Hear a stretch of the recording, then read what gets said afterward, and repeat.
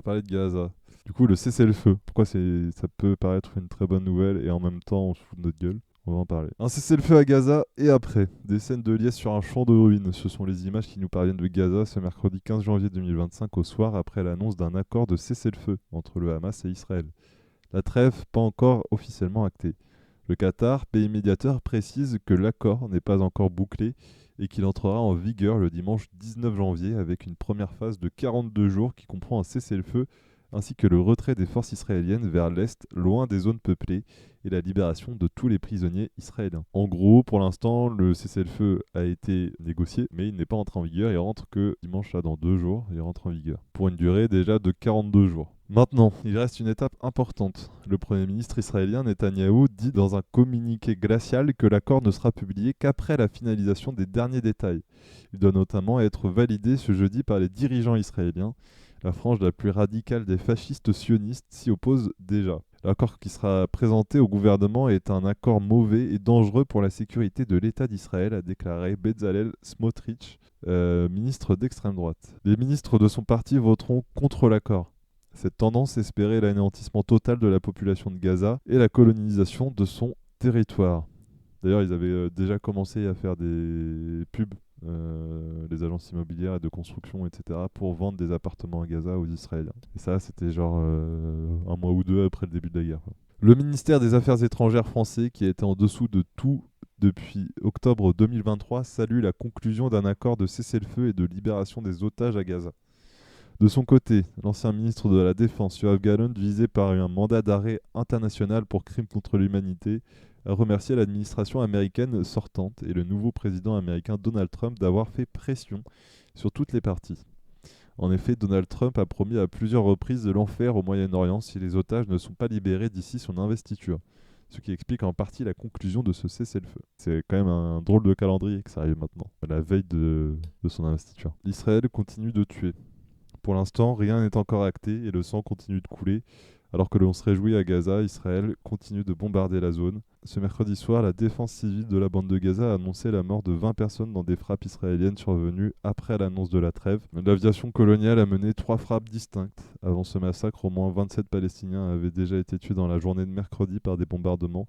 Jusqu'à la dernière seconde avant l'accord, l'armée israélienne tirera sur Gaza. Rien n'est réglé. Le Hamas a recruté presque autant de nouveaux militants qu'il en a perdu depuis octobre 2023, affirment les renseignements américains. Israël a créé une génération entière de jeunes Palestiniens qui n'ont plus rien à perdre, qui ont vécu l'horreur absolue et passeront le reste de leur vie à vouloir se venger de la barbarie qu'on leur a fait subir. Tout le monde le dit depuis des années en fait. Tout le monde disait ça pour la Syrie. Quand ils ont rasé Raqqa à 80%, bah ouais, vous allez fabriquer des nouveaux terroristes en fait. Quand ils ont été fait la guerre d'Irak, la guerre d'Afghanistan, et bah, à chaque fois ils créent de nouveaux terroristes, ils créent de nouveaux gens qui n'ont plus rien à perdre, qui vont aller buter des gens quoi.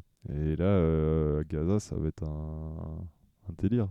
Genre, la population a peut que s'extrémiser puisqu'on leur fait subir une situation extrême où tous leurs proches meurent, tous leurs proches se font massacrer. Et qu'est-ce qu'ils auront à perdre la prochaine fois qu'il y aura des attaques? Bien sûr qu'il y aura de plus en plus d'attaques des Palestiniens contre les Israéliens, puisqu'ils leur ont fait vivre littéralement un massacre. Il y a quasiment toutes les infrastructures civiles qui ont été détruites. Si tu prends pas en compte le nombre de gens qui sont morts de faim, de soif, de problèmes de santé, de problèmes d'hygiène, il n'y a plus rien qui rentre. C'était déjà pas vivable avant que Israël bombarde. Il est d'ailleurs extraordinaire que les combattants palestiniens aient encore des capacités militaires et opérationnelles après presque un an et demi de pilonnage et de massacres commis avec les armes les plus sophistiquées de l'histoire. Côté israélien, les fascistes restent au pouvoir, la colonisation de Cisjordanie continue et les délires messianiques de Grand Israël n'ont jamais été aussi répandus dans la population. Rien ne dit que la trêve durera. D'ailleurs, là, il y a des grandes manifestations à Tel Aviv, hein. Il y a plein d'Israéliens qui demandent à ce que la guerre continue. Quel horizon reste-t-il pour les survivants à Gaza? Plus de 60% du territoire est détruit, plus rien n'est habitable, il n'y a plus d'administration, d'écoles ou d'hôpitaux, 2 millions de personnes sont déplacées. Même si les armes se taisent, des milliers de personnes mourront des suites de leurs blessures. Le 10 janvier, une étude parue dans la prestigieuse revue médicale britannique The Lancet estimait que le nombre de morts à Gaza au cours des 9 premiers mois de guerre était supérieur d'environ 40% à celui communiqué par le ministère de la Santé du territoire palestinien, qui faisait état alors de 37 877 morts. Je crois qu'ils avaient annoncé 180 000 morts. The Lancet évalue ce bilan entre 55 et 78 000 morts en 9 mois, soit un habitant sur 30.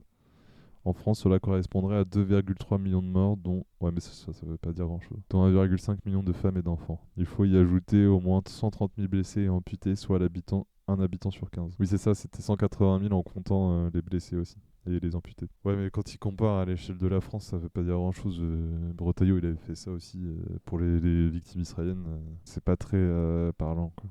L'échelle de la France, cela correspondrait à 4,6 millions de blessés et amputés au total. À Gaza, un habitant sur 10 est mort ou blessé ou amputé, dont 2 tiers des femmes et enfants selon cette étude. Une autre estimation parue dans The Guardian en septembre dernier évaluait le nombre de morts à Gaza à 335 000 en 11 mois, sachant qu'aucun bilan officiel ne peut être connu puisqu'Israël a détruit l'intégralité du système de santé et qu'une grande partie des morts est coincée sous les décombres ou victime de maladies et de famine. Enfin, en décembre dernier, 96% des enfants palestiniens pensaient que leur mort est imminente, selon une étude réalisée par une ONG basée à Gaza et publiée par The Guardian. 49% des enfants disent même souhaiter mourir. Un traumatisme psychologique de masse. Que vont devenir ces enfants? Ça, c'est le pire dans tout ça, tu vois. Tu vois, on pourrait dire qu'il y a des gens qui se fassent la guerre et encore, tu vois, parce que c'est pas vraiment une guerre. Mais c'est que là, ouais, c'est des dizaines de milliers d'enfants qui sont broyés dans tout ça, quoi. En termes de traumatisme, c'est compliqué de faire pire, quoi. C'est ça qui est vraiment terrifiant dans tout ça. Au-delà de l'horreur qu'ils ont commis tous les Israéliens, c'est vraiment qu'est-ce qui va se passer après, quoi. Comment ça va se passer pour ces gamins, quoi. Comment ça va se passer pour les gens qui vivent là-bas, qui a un cessez-le-feu ou pas, là, c'est trop tard en fait. Ils ont laissé faire pendant 1 an et demi un massacre, un génocide. Et ça va justifier la prochaine guerre. Ils diront, bah vous voyez, on a face à nous des terroristes, des animaux. Oui, c'est devenu des animaux parce que tu les as traités comme ça et que tu les as réduits à une forme animale en fait. C'est des gamins qui survivent. Quand tu as 50% des gamins d'une population qui souhaite mourir, comment tu vas aller plus dans l'horreur que ça, quoi. Ah ouais, mais ils passent leur temps à bombarder des camps de réfugiés et tout. Il n'y a rien de sûr. Il n'y a plus rien. Ils bombardent les hôpitaux, ils tirent avec des snipers dans les gens qui évacuent les hôpitaux, ils bombardent les journalistes, ils butent les médecins, ils détruisent des ambulances, ils tirent sur des gamins. Il y a un reportage enquête qui avait été sorti par Al Jazeera qui dure 1 heure et demie sur les crimes commis par l'armée israélienne, où ils ont essayé d'identifier sur chaque vidéo des photos qu'ils ont pu trouver en rapport avec des crimes de guerre, des crimes contre l'humanité et tout, de retrouver les personnes impliquées dans ces crimes. Il est vraiment impressionnant le dossier. Le plus fou, c'est que tout ça a été filmé et posté en direct. C'est la première fois que ça se passe comme ça. On a les preuves sous le nez qui circulent en permanence, qui sont commentées en permanence, mais personne ne fait rien. Mais ouais, je te conseille vraiment beaucoup d'aller voir ce reportage de Al Jazeera. Il y a plein de gens qui critiquent Al Jazeera. Je pense qu'il y a plein de trucs critiquables, hein. Il y a sûrement une partie de soft power et tout. Je n'ai pas assez regardé en profondeur, mais en tout cas, leur document dont je te parle, il est très très détaillé et avec plein de documentation à l'appui, avec plein de vidéos qu'on a tous vu circuler, etc. Avec des personnes qui sont identifiées dans les vidéos, etc.